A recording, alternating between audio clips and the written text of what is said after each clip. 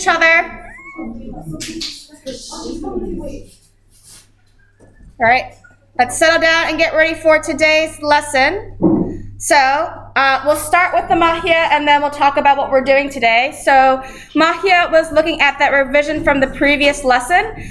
Previous lesson we were looking at cellular structure. So I wanted you guys to look at that image because I wanted to make sure we understood the difference between assessment. Most likely we'll be thinking about plant cells though. So let's get my document camera up so we can see the notes from yesterday and make sure that's focused. Yeah, explore the different types of transport. Sorry, I didn't get a chance to write it on the sideboard like I normally do. I'll try to get that done when we have some free time. All right, so looking through our cell, and we have our plant and we have our animal. There are three main ones that we will find inside a plant cell that will not be present in an animal cell. And they're all listed on the bottom here. The first one, and I'm sorry that the image isn't terribly great. I wanted to make sure we had enough space for notes, is our chloroplast. That's what we use for photosynthesis. That's not something that obviously we have because we can't get our food, or we can't make food from sunlight. The other thing is that vacuole. We did talk about that in our last lesson because that's a nice little storage section for...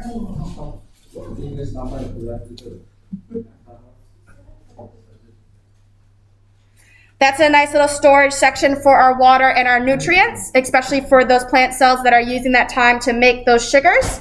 So it needs a place to store it. There are vacuoles in animal cells as well, but they're much, much smaller. I've seen diagrams where they are labeled. I've seen other diagrams where they're not labeled. So I wouldn't be too fussed about which one I see. But the main thing I'm looking for is, do you know that a plant cell has its large own vacuole? The last thing that's in plant cells that are not in animal cells are the cell walls. Are we good with that so far? All right, and remember that cell wall is really important. It helps keep that structure of that plant cell, especially when you have times of drought. The plants may wilt, but it won't completely kind of fall over, and the cell wall helps do that. Cool, can I move on? Everyone got that do now? Awesome. So let's talk about what we're doing for today. Types of cellular transport. So we ran out of time in the last lesson, but that's okay. We'll start talking about it in this lesson. And you guys had a little bit of a chance to start looking at those different types of cellular transport because you started some of those SciPad pages. I'll write it on the sideboard because I know some of you guys are still copying that down. So explore the different types of cellular transport.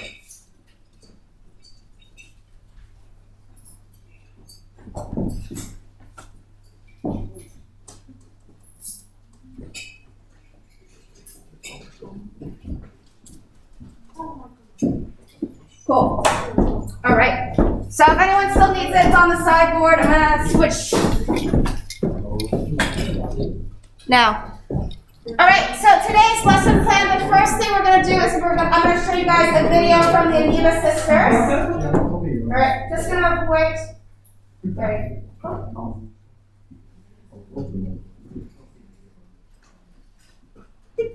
Right, first thing we're going to do is we're going to watch a video on the Amoeba Sisters, from the Amoeba Sisters on cellular transport. The Amoeba Sisters are a great YouTube channel for biology-related videos. They do a really good job in explaining things, and I find them...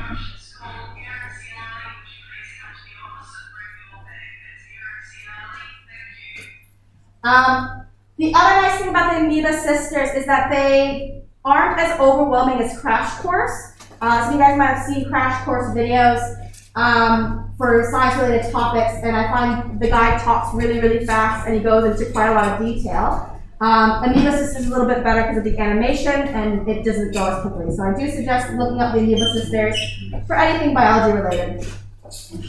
Then, what I'll do is start building that mind map about the different types of transports. We can start thinking about it abstractly and see how things interrelate.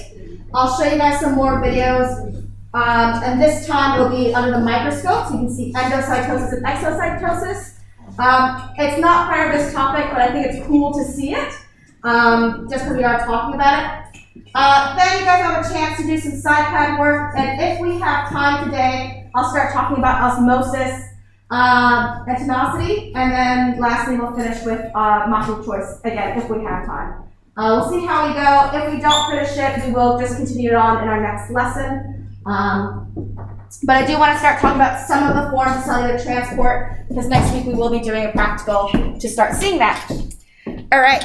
Success criteria for today. I do apologize, I haven't had a chance to make your success criteria document yet, but hopefully I will be able to do that this weekend. What we're looking at for today's criteria is being able to compare those different types of cellular transport. This will be something that will obviously take quite a while for us to cover, so we will keep building on it over multiple lessons, so don't worry if you don't quite nail it in today's lesson. Does that sound good so far? All right, so let's start with some Amoeba Sisters. So I'll plug my sound in. There we go. Cool.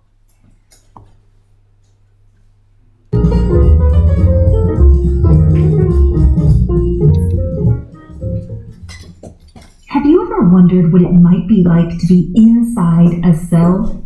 Imagine the genetic material, the cytoplasm, the ribosomes. You'll find those in almost all cells, prokaryotes and eukaryotes. Eukaryote cells, in addition, have membrane-bound organelles. All of those structures and organelles have different functions, but cells are not isolated little worlds. They do have a lot going on inside them, but they also need to interact with their environment. It makes sense that to keep a stable environment inside themselves, otherwise known as keeping homeostasis, they must have some control on what goes in and what goes out of them. A very important structure for this that all cells contain is the cell membrane. By controlling what goes in and out, the cell membrane helps regulate homeostasis. It's the homeostasis game. Let's take a look at the cell membrane. You could have a whole course on the cell membrane itself. It has amazing structure. It has signaling abilities. But to stick to the very basics, it's made of a phospholipid bilayer. Bilayer means two layers, so you have these two layers of lipids. Now, these lipids, they're called phospholipids, well, they have a head that is polar, and they have a tail that is nonpolar, making them quite unique. Some molecules, they have no problem going through the cell membrane, and they directly go through the phospholipid bilayer. Very small, nonpolar molecules, they fit in this category. They're a great example. Like some gases, oxygen and carbon dioxide gas, those are great examples. This is known as simple diffusion. Also, it doesn't take any energy to force those molecules in or out, so it's known as passive transport. Simple diffusion moves with the flow, meaning it moves with the concentration gradient. Molecules move from high concentration to low concentration. So when you hear someone saying that something's going with the concentration gradient, that's what they mean. They mean it's going from a high concentration of molecules to a low concentration of molecules. Now, remember how we said the cell membrane is actually a pretty complex structure? Well, one thing we haven't mentioned yet are proteins in the membrane, and some of them are transport proteins. Some transport proteins act as channels. Some of these proteins actually change their shape to get things across. Some of them open and closed based on some kind of stimulus. All of these are good things because it's helping with molecules that may be too big to cross the membrane on their own, or molecules that are polar and therefore need the help of a transport protein. This is known as facilitated diffusion. It's still diffusion, and it still moves with the concentration gradient of high to low. It doesn't require energy though, so it's also a type of passive transport. It's just the proteins are facilitating or helping things pass. Charged ions often require a protein channel in order to pass through. Glucose needs the help of a transport protein to pass through. In osmosis, for water to travel at a fast rate across the membrane, it passes through protein channels called aquaporins. So these are all examples of facilitated diffusion, which is a type of passive transport and moves with the concentration gradient of high to low concentration. Now all the transport we've mentioned has been passive in nature. That means it's going from high concentration to low concentration. But what if you want to go the other way? For example, the cells lining your gut, they need to take in glucose, but what if the concentration of glucose in the cell is higher than the amount of glucose concentration in the environment? We would still need to get the glucose in, so it's going to have to be forced against the regular gradient flow. Movement of molecules from low to high concentration will take energy because that's against the flow. Typically, it's going to require ATP energy. A reminder that ATP, adenosine triphosphate, it has 3 phosphates, and when the bond for the last phosphate is broken, it releases a great amount of energy. Yeah, so ATP is a pretty awesome little molecule. ATP can power active transport to force molecules to go against their concentration gradient. And one way it can do that is actually energizing the transport protein itself. One of our favorite examples of active transport is the sodium-potassium pump. So that's definitely something worth checking out. There's other times a cell needs to exert energy for transport. We're still in active transport right now, but let's say a cell needs a very large molecule. Let's say a big polysaccharide. If you check out our biomolecule video, that's a large carbohydrate. Well, you may need the cell to fuse with the molecules it's taking in order to bring it inside. And this is called endocytosis. Think endo for in. Often this fusing of substances within the cell membrane will form vesicles that can be taken inside the cell. Endocytosis is kind of a general term. There are different types of endocytosis depending on how that cell is bringing substances inside. Amoebas, for example, rely on a form of endocytosis. In this example, pseudopods stretch out around what they are going to engulf, and then it pulls it into a vacuole.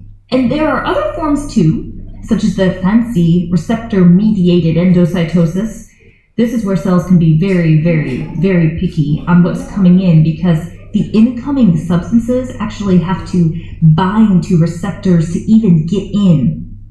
Or pinocytosis, this allows cells to take in fluids. So to the Google to find out more details of the different types of endocytosis. Exocytosis is the reverse direction of endocytosis. Think exo and exit, they sound very similar too. Exocytosis can be used to get rid of cell waste, but it's also really important for getting valuable materials out that the cell has made. Want a cool example?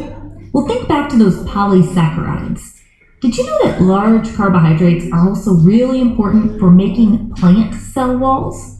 Cell walls are different from cell membranes. I mean, all cells have membranes, but not all cells have a wall, but plant cells do. And if you're going to make a cell wall, you're going to need to get those carbohydrates that are produced in the plant cell out of the cell to make the wall. So there's a great example of when you'd need exocytosis right there. Well, that's it for the Amoeba Sisters, and we remind you to stay curious.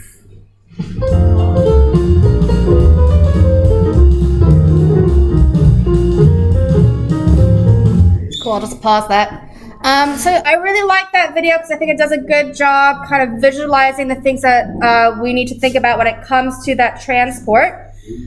So what I will do now for our notes is a mind map to help us organize all those different types of transports that were mentioned in that video, and also kind of give you a highlight on which one is going to be the important ones for this standard. So I want a whole sheet of paper for this probably because I'm going to be writing other notes on there too. And I'm just trying to have a think about how I want to orient it. I think I want it this way. So that way I have space to write my other things. So, but feel free to, like I said, if you want to just like write kind of a list of information, you can. But I find the mind maps are really great for that extended abstract thinking. So the main thing we are thinking about in this is transport in that cell. So I'm going to make transport my main bubble, but I'm going to put it towards the bottom of my page because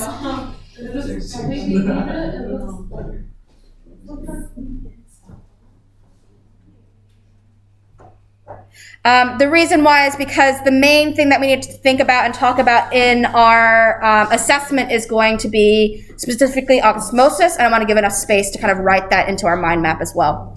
So we'll put transport on near the bottom of my page. And with that transport, I'm going to do a little cloud bubble because that's going to be my main kind of idea for this topic. When we think about transport, we can divide it into two main categories. The first category is going to be our active transport. And since that's a big section, I'm going to do a little circle around it, make it a little bubble. And then the other type of transport that we are thinking about is that passive one.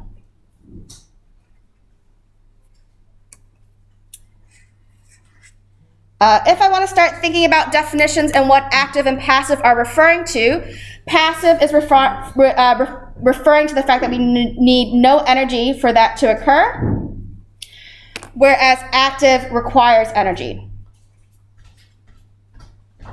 And that energy is in the form of ATP. ATP is basically like the cellular currency basically cellular currency. If I want something done. All right, are we okay with that so far? Two categories, passive and active.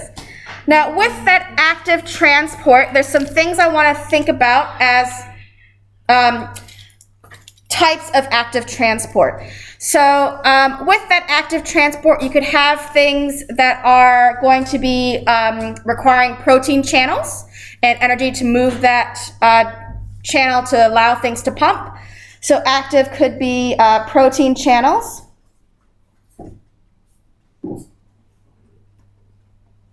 Across the membrane.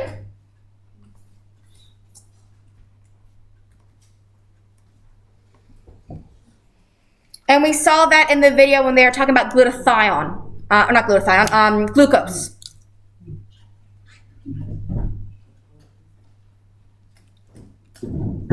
The other common thing about active transport is that it tends to require that energy because we're trying to move things against the concentration gradient. So we'll add that as well as one of our active transport ideas.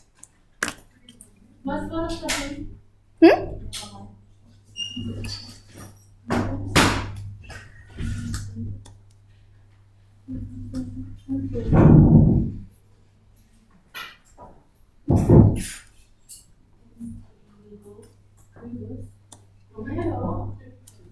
you guys know what I mean by move things against the concentration gradient?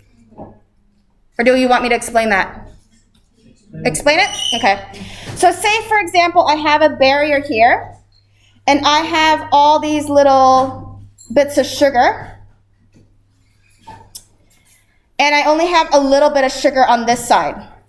So in most cases, things will go down the concentration gradient. So this is really concentrated. It's going to move to the area where there's less of it there. The way I like to think about it as an analogy is think about it, you're being in a really crowded room, you feel claustrophobic, and you're like, ooh, I can go into that room over there and get some more space.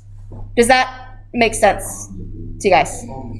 So in most cases, things want to move down the concentration gradient where there's less of it there. When it comes to active transport, we're actually forcing things against the concentration gradient. So it's like you're shoving more and more people into a room, and it's too crowded. So basically, you're looking at things going in that direction. Does that help? Sort of? All right, maybe when I do the passive, it'll ring more of a bell. There's also a SciPad page there on concentration gradient that you guys can do to help. All right, cool. Other things to think about with that active transport is we have those categories of endocytosis and exocytosis. So, endo cytosis. Think of it as enter. So it's entering the cell. And what it does is the cell membrane pinches something from the outside environment and engulfs it. Some examples of endocytosis include phagocytosis, which is known as cellular eating.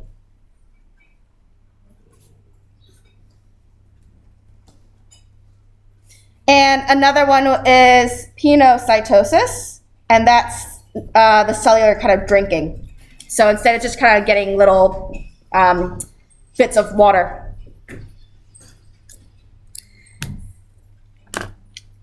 The other type of active transport is exocytosis, and that is exiting. So basically, a vessel will merge with the cell membrane and release it. So an example of that would be like we're releasing proteins, or maybe we're releasing waste.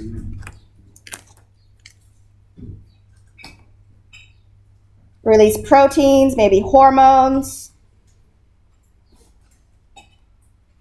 Could release waste.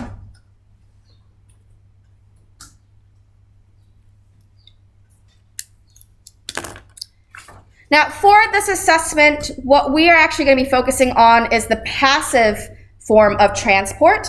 But I think it's useful to know what active transport is, because when you're writing your discussion, you'll be able to do some compare and contrast and being able to kind of give more depth to your answer. So really important if you're trying to aim for that excellence level to know kind of what else is in that story. Are we good so far?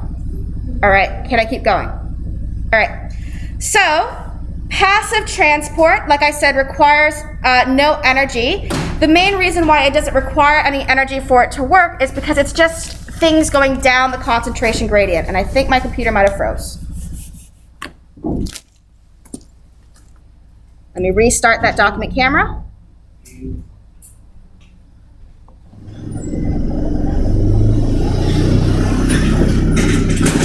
Let's try again. There we go. All right, so the passive one is going to be the one that's important for the assessment. I'm going to put a little star next to it because that's the one that you need to make sure you understand for that assessment.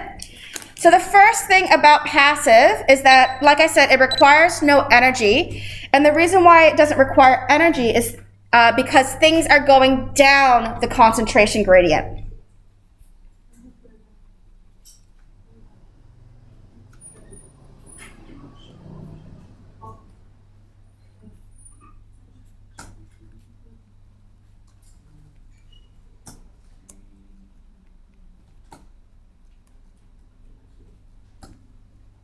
So for example, let's say I have a little barrier and I have, like I said, two sides to my container. On this side here, I have a lot.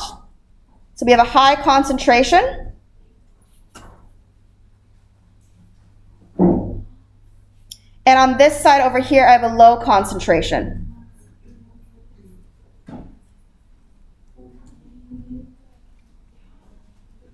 Are we good so far with that?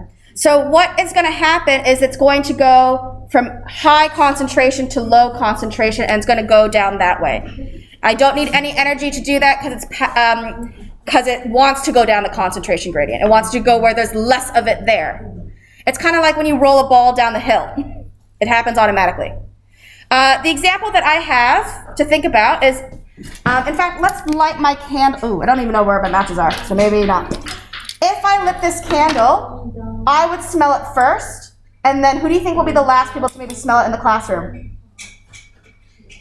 Over there, yeah? And that's because it takes a while for the smell to diffuse away. So it's going to be very concentrated here, and over there it's a low concentration, so it's going to go away and out and fill the classroom. Does that help?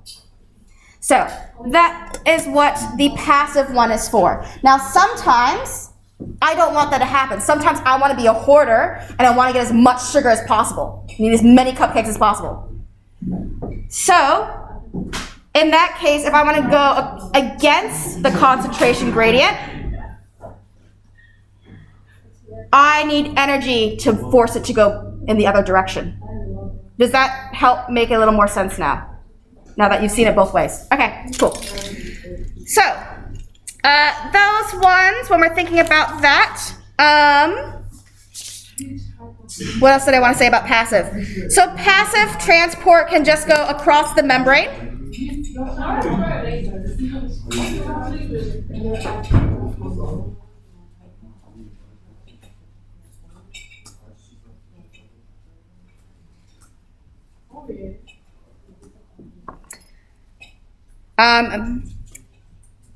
The other way it can go is it can go through. I'm trying to think.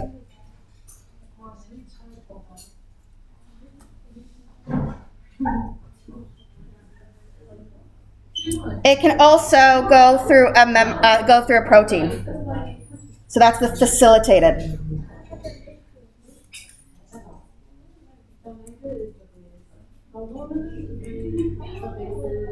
Through a protein. All right.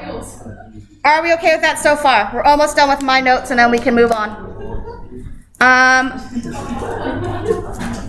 Cool.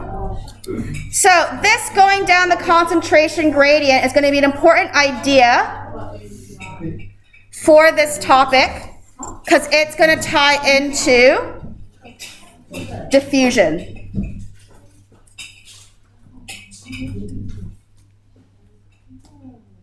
In fact, I should actually maybe not have an arrow.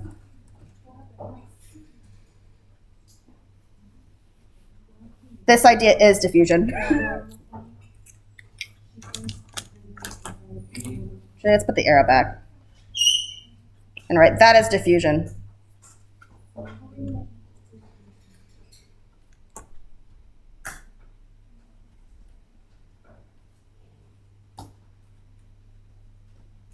Cool. We'll stop here because I think that's kind of where I wanted to go with the different types of transport.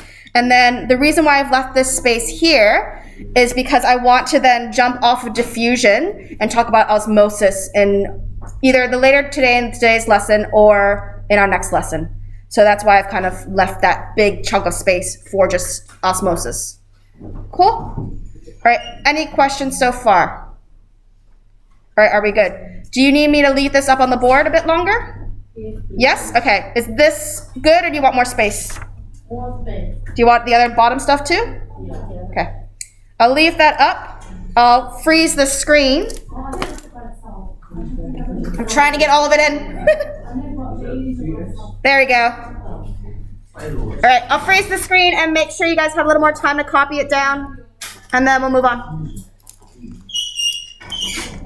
So I've used the projector remote to freeze it, so that way I can open up the computer Keep working, yeah. and then pause the. All right, so I want to show you guys two videos of endo and exocytosis, just because I think it helps with that visualization. My screen's still frozen. Oh, you guys can see. This one's going to be of an amoeba endocytosing and engulfing something.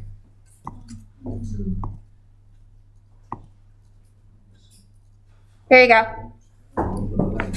So you see how with this amoeba, there's this little guy, and you see how that membrane is engulfing it and circling it, so that way it can eat it. You're trapped, buddy. It's over. You're done. You see what I mean? That is endocytosis. So you see how that cell is forming around it to engulf it. So there's multiple different types of endocytosis. There's the phagocytosis, which is the cell eating. This I would say is phagocytosis. Penocytosis is when it's just trying to get a little bit, a pinch of a bit of water and things. So that's the first one. The second one I'll show you is exocytosis. This one's a little bit harder to see because it's not as obvious. So I'll point it out on the screen. But this is basically going to spit something out. There we go. So this is the paramecium. And we're looking down here. And what you're going to be able to hopefully see, oh, there you go, is it's releasing some of the cell content. So that's your exocytosis. It looks kind of like it's going to the bathroom. So we do this sometimes to release waste.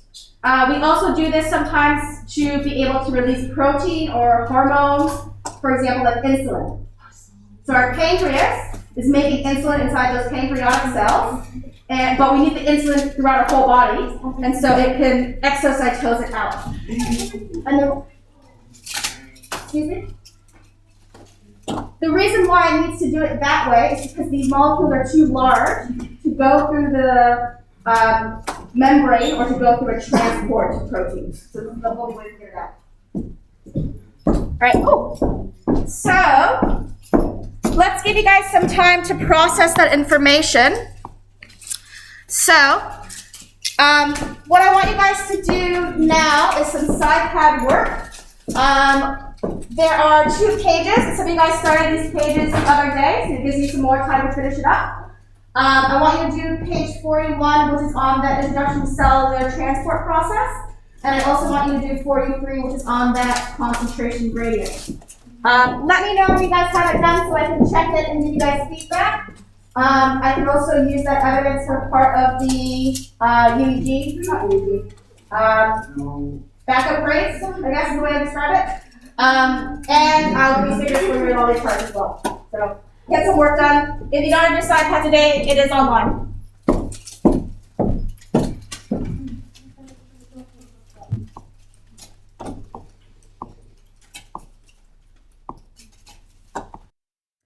Okay, so just as a note, we didn't have a chance to go through osmosis.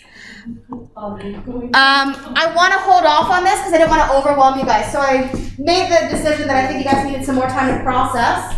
So we'll continue this idea of osmosis next week when you guys do your practical.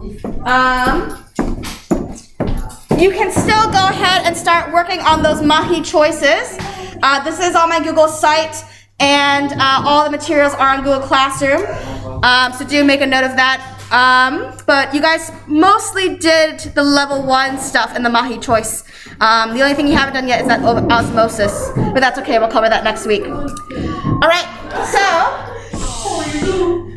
to recap today's lesson, we explored the different types of cellular transport. You should be able to start doing that comparison of those different types of transport. I would say probably at this point you may be able to just define thinking definitions, but we'll be able to go to a paragraph level. Alright, I need you guys to wipe down my tables and put up the chairs. We're going to wipe the tables first and then the chairs. Also make sure to close my windows.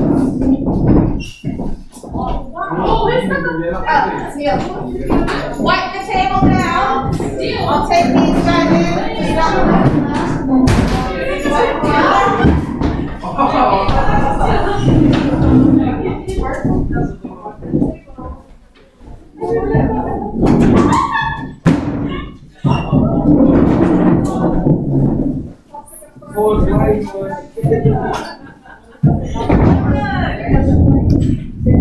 Let's go. Oh, sorry.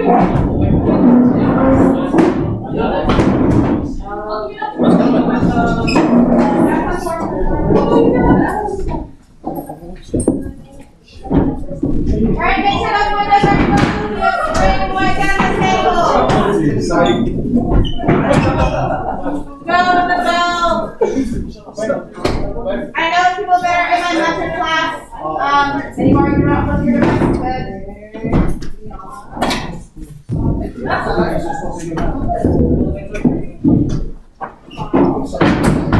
Brooklyn, can you get the windows on that side? Here, like down the bench. Oh, wait, come in there.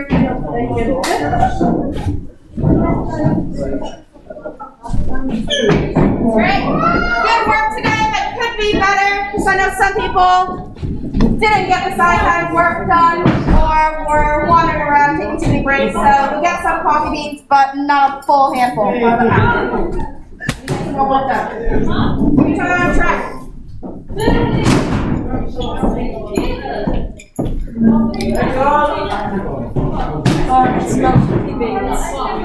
know. It's